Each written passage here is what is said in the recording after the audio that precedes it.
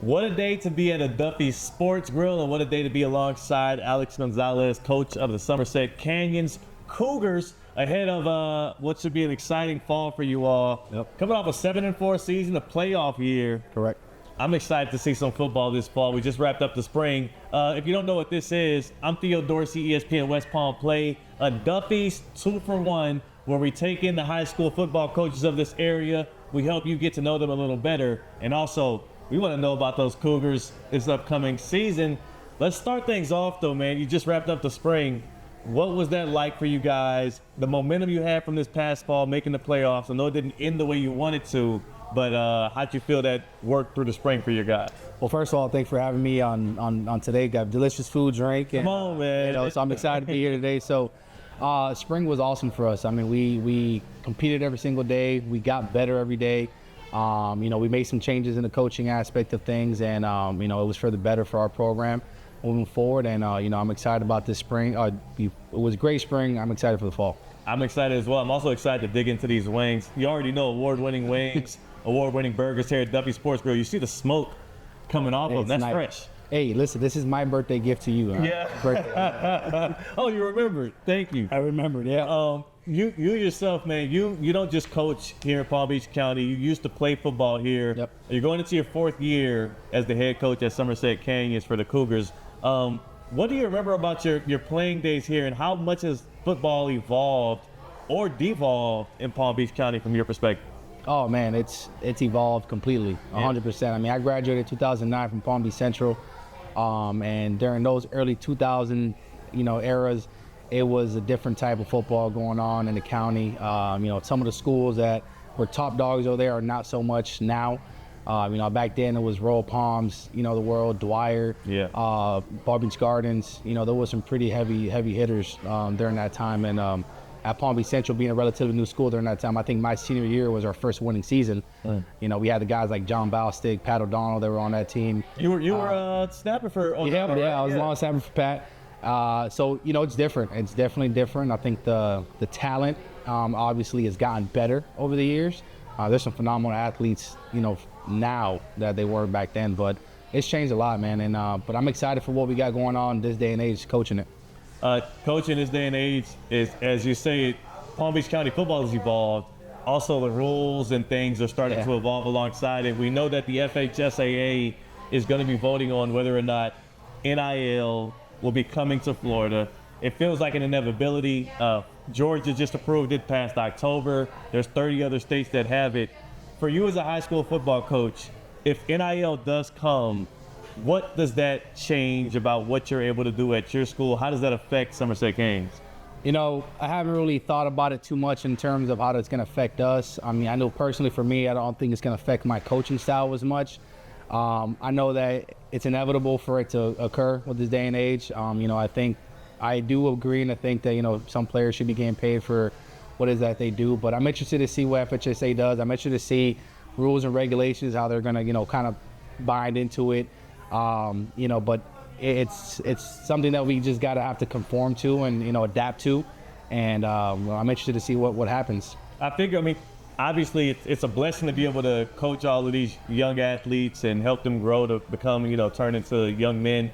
It comes with its challenges in 2024. Yeah. Not 2014, 2024. No. For you specifically, how do you embrace those challenges? And also in Florida, I know we're working to make sure that you coaches are compensated at the level that you guys are out there reaching as well. So, on both of those tabs, number one, what do you feel about that, the compensation rate that you guys are pushing for a little bit higher, but then also how y'all are being able to adapt to these new challenges that coaching high schoolers in 2024 presents? Yeah, man, the compensation aspect of it, I speak for every coach probably in the county, in the South Florida, and the state of Florida. We definitely are, we've earned a lot, and we should be getting paid for what we do. A lot of people think, we have a passion for this game. A lot of us get into it because of the passion to change our lives, and why we coach football. Everybody's a little different, but I think it all comes down to just a passion and kind of help young men grow, be better young men, be better brothers and sons, and hopefully future husbands. But I think for what we put into it and the time and effort that we put into them, we need to get a show for it. We're just like teachers. We coach on the field. We're teaching them everyday lives. It's no different from teaching math and English and writing. Yeah, it's no different on that aspect. The weird part about what's going on now is, especially as we talk about the potential for NIL, I mean, it's not necessarily supposed to be called a transfer portal in high school, but it is what it seems like to amount to. I see kids, I mean, there's one quarterback in specific I know that's moved schools, twice over just in this offseason alone. What has the, vaunted word, the word that you don't use as much, recruiting, done to schools out here in Palm Beach County, and how do you combat that as a coach to keep kids on your roster, keep them happy? We got to continue to preach why we started playing this and coaching in the first place is the culture. We're trying to build the culture every single day with the kids that we have. We try to continue to, recruit our own kids and show them, it's a little bit more to what, grass ain't green on the other side.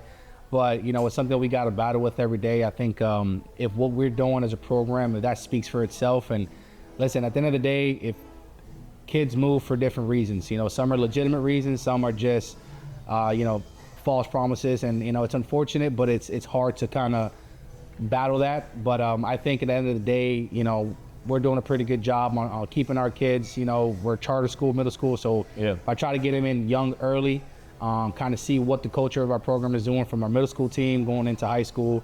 I think it allows the parents to kind of see that a little bit, but it's hard. It's something we got to deal with it, but it's another thing that we have to adapt to and move on a daily basis. It feels like you're always one of the more energetic coaches, a coach that it feels like kids can relate to more. You're very fun to play for.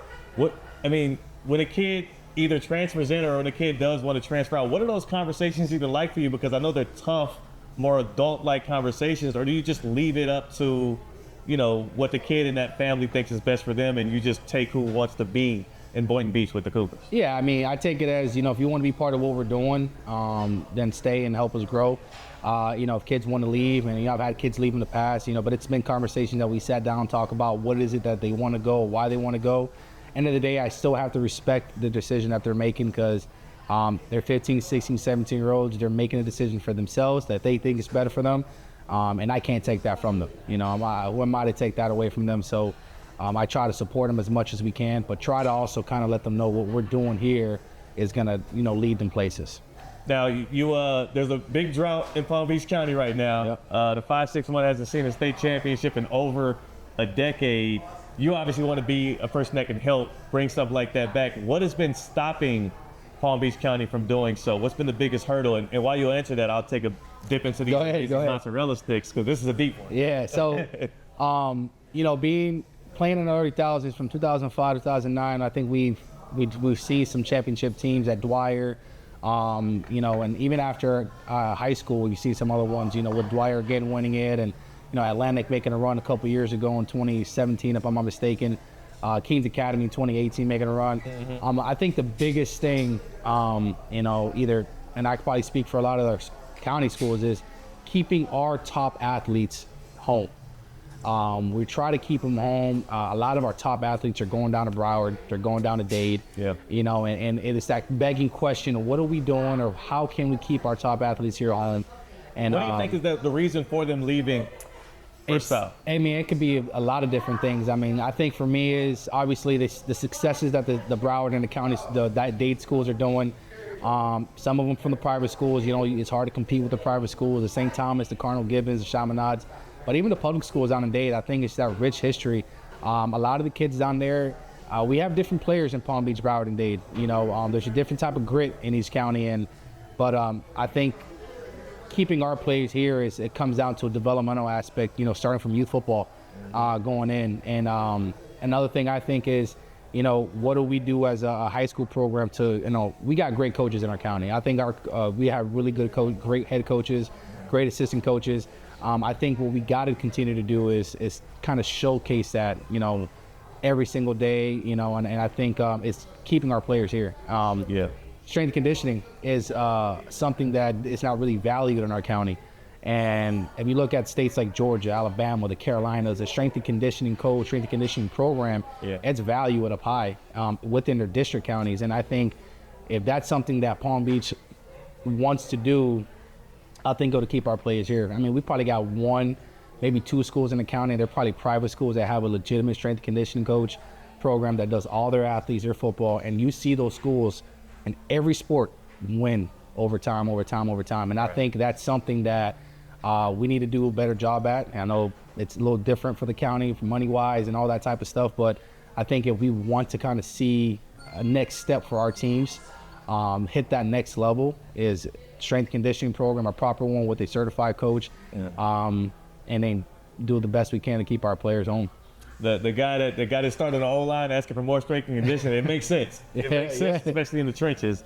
For you, for Somerset, I know there's some exciting new things coming. You told me before the interview, what are we allowed to announce now that'll be coming to Somerset that's public information? I mean, we're going to make some changes in our stadium. I think moving into the fall, games, Friday Night Lights are going to be a little bit more enhanced. It's going to be a lot more atmosphere. So, Kickoff Classic, August 16th, come out there and we'll put a show on for you. Against South Fork. South Fork, yep. And then you're going to open up the fall on the road against a team like St. Lucius. I mean, this team was battle-tested last year. You had a lot of great opponents up and down that schedule, and you made a great run.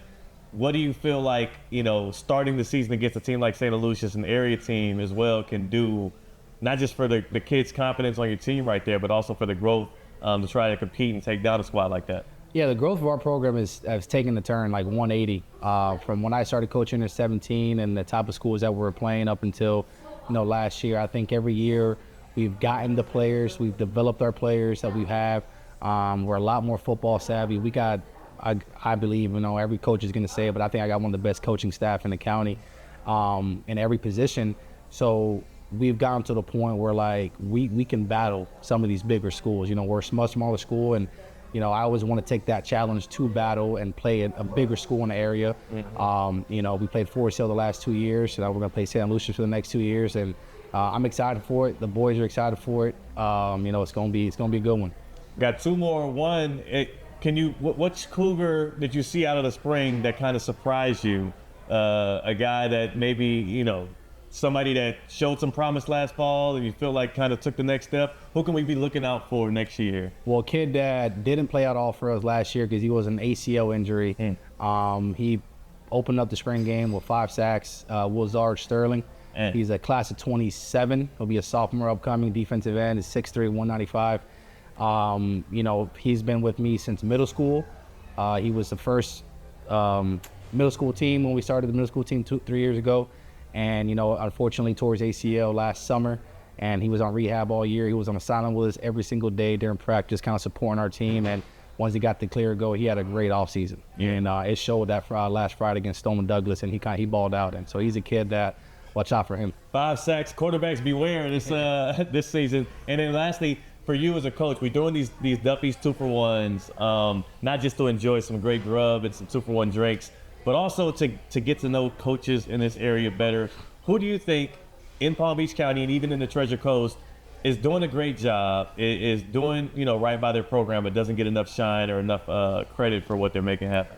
I mean, other than yourself. No. I think every coach in the county, Martin County area, they all do it for the kids. We don't do it for for the shine and whatnot. But one coach that I definitely talked to a lot and has been doing a great job, and we're actually going to play them in the preseason game, is Coach Blatch up there at South Fork. He's a phenomenal guy. He's doing a great job up there, and excited to play him on Friday night. We're looking forward to seeing that. It's going to be August 16th. It's going to be at home. At Somerset, yep. With some new renovations. Yes. So I'm looking forward to seeing all of that in person, and we'll be having the Friday Night Football coverage on ESPN West Palm Play all year long. So don't be stingy, man. Let us know your sidelines. Yeah, man. Hey, you can be on there. Yeah. You can be on there. You guys are welcome. I'll give you the pass and everything. You can be on the list. Yes. Always. It's going to be a good time. All right, let's get into this grub. All right, man. Appreciate it. Let's go.